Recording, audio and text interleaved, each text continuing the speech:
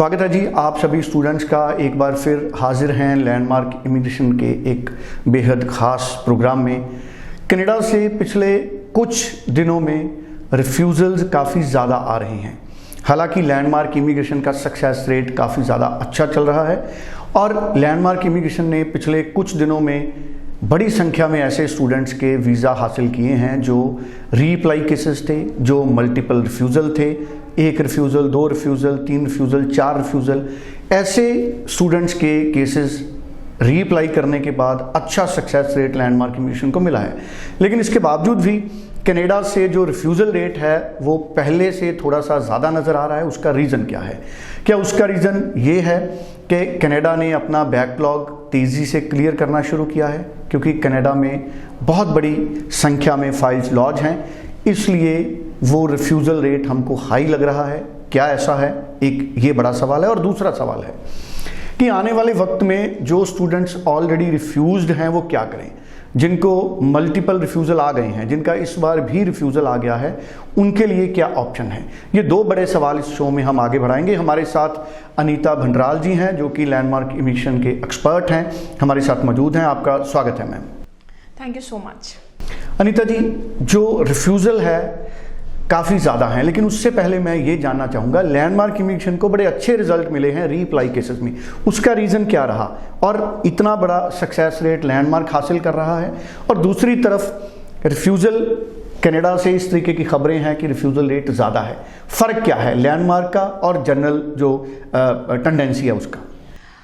Sir, इसका सबसे बड़ा फ़र्क ये है कि जब भी हम कनाडा हाई कमीशन में अपनी वीज़ा एप्लीकेशन अप्लाई करते हैं तो हम कोर्स एक बहुत छोटी चीज़ है कि हम जो कोर्स है वो हमारा रेलेवेंट होना चाहिए।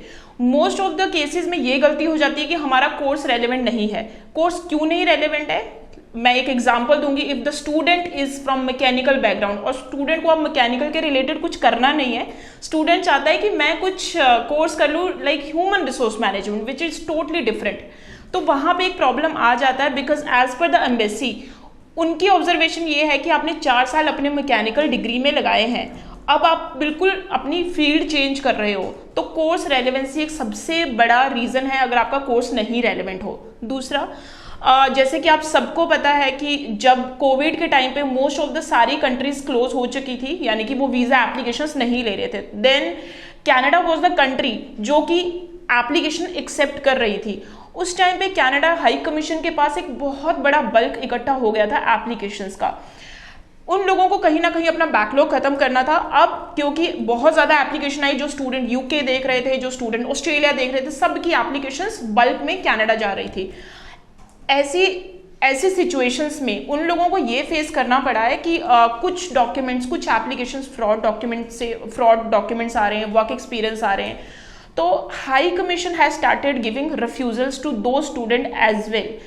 इसमें क्योंकि उनके पास एक एक्शन होता है कि दे कैन सेंड द एक वेरिफिकेशन वो भेज सकते हैं कि आप अपना डॉक्यूमेंट, ओरिजिनल डॉक्यूमेंट प्रोड्यूस करवाएं, या फिर वो आपको इंटरव्यू, क्योंकि इंटरव्यू रिसेंटली अभी एड ऑन हुआ है, लेकिन हम पिछली बात कर रहे हैं क्यों रिफ्यूजल आए थे।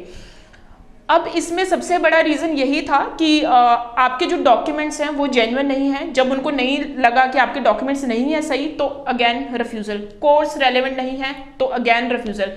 थर्ड सबसे बड़ा पॉइंट है, हालांकि हमने अब कुछ एप्लीकेशंस नॉन एसटीएस में लॉन्च करी है and we got the high success rate, but अगर मैं ओवरऑल बात करूं तो अगर हम नॉन एसटीएस यानी कि पीटी के ऊपर फाइल लगा रहे हैं तो again students are getting the refusals. Fourth सबसे बड़ा रीजन है कि अगर मैं बात करती हूँ तो कनेडियन हाई कमीशन में there are the 2 category, one is STS, another one is non STS.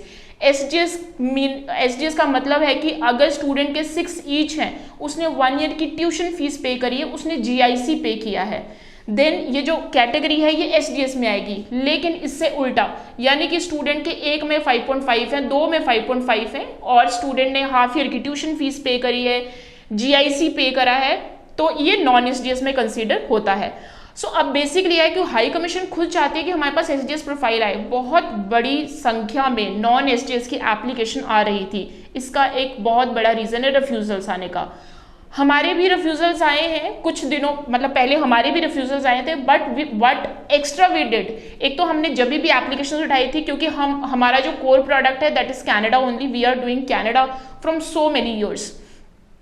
हमने जितनी भी एप्लीकेशंस करी थी, फर्स्ट एक चीज हमने देखा था, कोर्स शुड बी रेलेवेंट। अगर रिफ्यूजल आ भी गया तो हमने एक स्ट्रॉन्ग अपील के साथ एप्लीकेशन को दोबारा से रीलॉन्च किया था।